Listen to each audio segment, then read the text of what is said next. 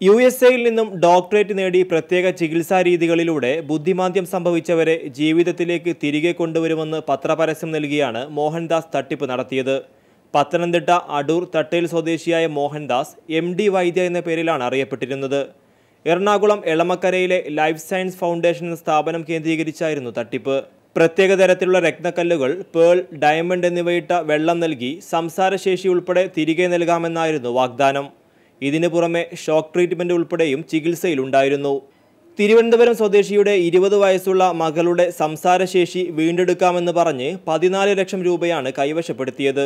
6 മാസം ചികിത്സ തുടർന്നെങ്കിലും മാറ്റമില്ലാതെ വന്നതോടെയാണ് പരാതിപ്പെട്ടതും തട്ടിപ്പ് ബോധ്യമായതും. മകളുടെ വായ മൂടിക്കെട്ടി മർദ്ദിച്ചതായും എതിർത്തപ്പോൾ ചൂരലുകൊണ്ട് അടിച്ചതായും പരാതിയിലുണ്ട്. എളമക്കരയിൽ 1 വർഷമായി കോടികൾ വിലമതിക്കുന്ന വീട്ടിലാണ് ചികിത്സ നടക്കുന്നത്. കൂടുതൽ പേർ തട്ടിപ്പിനിരയായിട്ടുണ്ടെന്നാണ് പോലീസ് നിഗമനം. പ്രതിയെ ആലുവ കോടതിയിൽ ഹാജരാക്കി. TP. Shafeeq, India vision, Kochi.